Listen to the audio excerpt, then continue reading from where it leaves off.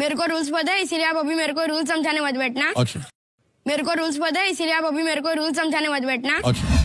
সম্প্রতি সোশ্যাল মিডিয়ায় ঘুরে বেড়াচ্ছে একটি ভিডিও, যেখানে দেখা যাচ্ছে কোন বানেগা করোড়পতি সেট, আর সেখানে রয়েছে অমিতাভ বচ্চন এবং অন্যদিকে রয়েছে খুদের প্রতিযোগী।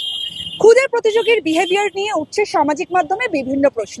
কেউ বলছেন তার মধ্যে রয়েছে শিষ্টাচারের অভাব, আবার কেউ বলছে এটাই নতুন প্রজন্মের আত্মবিশ্বাস। প্রশ্ন এই যে নতুন প্রজন্ম অর্থাৎ জেনারেশন আলফা, তারা কি আসলেই অন্যরকম, নাকি আমরাই বদলে দিচ্ছি তাদের বেড়ে ওঠার ধরন? চলুন সাধারণ মানুষ কি ভাবছে শুনেন। অমিতাভ বচ্চন আমাদের কাছে মানে ছোটবেলা থেকে আমরা জানি যে মানে একজন লেজেন্ড, একজন মানে বয়স্ক লেজেন্ড এর মানুষের সাথে মানে এরকম ভাবে কথা বলা তো প্রথমত আমি আমার বাচ্চাকে শেখাবো না।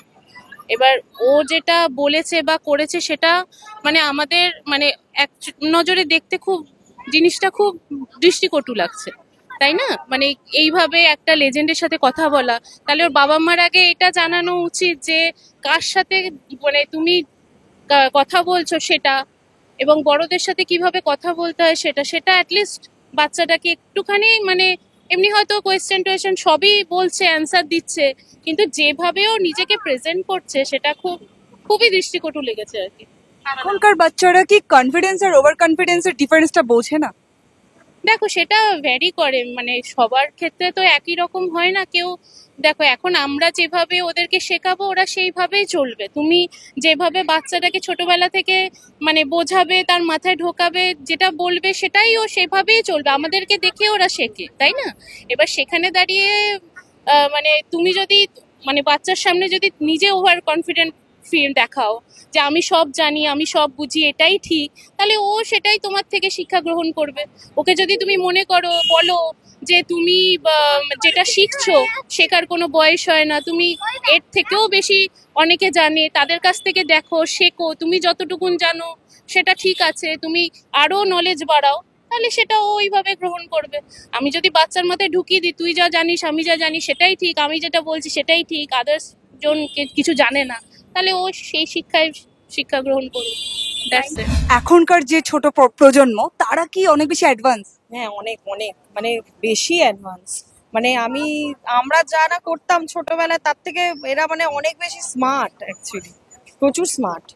আচ্ছা, এই যে জেনারেশন তাদের যে একটা ওপেন মাইন্ডের একটা যে ব্যাপার, এটা কি তাদেরকে কোথাও গিয়ে নেগেটিভ করে দেয়? হ্যাঁ, নেগেটিভ তো আছে, কারণ ওরা মানে কি বলবো নিজের যে সারাউন্ডিংস থেকে বাইরে বেরিয়ে গিয়ে অনেক কিছু করতে চায়, আমি এইটা করবো এটা করবো, আর অনেক বেশি দুরন্ত হয়। আমার তো মনে হয় আমরাও দুরন্ত ছিলাম, কিন্তু এদের অন্যরকম দুরন্তপনা, মানে কি বলবো মানে বুদ্ধিদীপ্ত দুরন্তপনা আর কি। আর কথাবার্তা তো বলার নয়, বাপরে বাপ, মানে বড়দের মতো কথাবার্তা বলে। যেটা মনে হয়েছে আমার অন্তত, যে কনফিডেন্স থাকা ভালো, কিন্তু যেটা মানে অমিতাভ বচ্চনও বলেছে যে ওভার কনফিডেন্সে আমাদের বাচ্চারা ভুল করে ফেলে। এটা একদমই ঠিক, কনফিডেন্স থাকা ভালো, কিন্তু ওভার কনফিডেন্স থাকার ফলে প্রশ্নটা না শুনেই আমি উত্তর দিয়ে দিচ্ছি, প্রশ্নটা না বোঝার আগেই উত্তর দিয়ে দিচ্ছি, অপশনটা না জেনেই আমি উত্তর দিয়ে দিই। এই যে ওভার কনফিডেন্স ব্যাপারটাই ভুল। এটা সব ক্ষেত্রেই, শুধু ওই ক্ষেত্রেই না, প্রত্যেকটা ক্ষেত্রেই কনফিডেন্স থাকা অবশ্যই ভালো। আমরাও চাই আমাদের বাচ্চারা কনফিডেন্ট থাকুক, মানে উত্তর দিক, প্রশ্ন জানুক, কিন্তু অবশ্যই সেটা প্রশ্নটা শুনে ধীরে সুস্থে সেটাই উত্তর দেওয়া ভালো। আর আমি নিজে একজন মা হয়েও চাই আমার বাচ্চাও মানে সেইভাবেই মানে বড় হোক, যাতে মানে যে যে ব্যবহারটা, মানে উনি একজন বড়, একজন সিনিয়র, তার সাথে কথা বলার ধরনও আমার ভালো লাগেনি। অবশ্যই বাচ্চাটা আমি জানি ইন্টেলিজেন্ট, অনেক কিছু জানি, কিন্তু জানার মধ্যেও যে একজন সিনিয়র সিটিজেন, যে সিনিয়র বসে আছেন, তাকে রেসপেক্ট করা, মানে কথা বলছিলাম আমি পায়ের এটাও দেখছিলাম দৃষ্টিভঙ্গি, পাটা সমানে দুলিয়ে যাচ্ছে, তো এগুলো চোখে লেগেছে, আমারও চোখে লেগেছে। আর আমি একজন মা হিসেবেও চাই যে এই ধরনের শিক্ষা যাতে আমার ছেলেও না পায়। আজকাল বাবা মারা বাচ্চাদেরকে এতটা স্বাধীনতা দেয় বলে এই বাচ্চারা আজকাল এতটা উদ্যত হয়ে গেছে। আর আরেকটা কারণও রয়েছে আমাদের নিউক্লিয়ার ফ্যামিলি। অ্যাকচুয়ালি আমার বাচ্চারা দেখতে পাচ্ছে না যে আমাদের বাবা মারাও আমাদেরকে বকছেন, আমাদের এনলসরাও আমাদের বকছেন। তারা দেখছেন যে আমরাও ইন্ডিপেন্ডেন্ট, ওরাও ইন্ডিপেন্ডেন্ট হয়ে যাচ্ছে।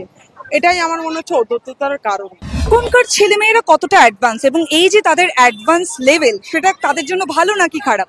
একদিকে তো খুবই ভালো, বিকজ ওরা মানে আমাদের থেকে অ্যাজ কম্পেয়ার টু ওরা অনেক কিছু জানে। বাট একদিকে এতটাই খারাপ, বিকজ ওদের হাতে মানে ফোন রাখা যাবে না, মানে যেটা আপনি আমি জানবো না, ওরা সেইটা একদম ক্লিয়ার করে বের করে নিয়ে ওরা নিজেদের মতন ইউজ করে নেবে।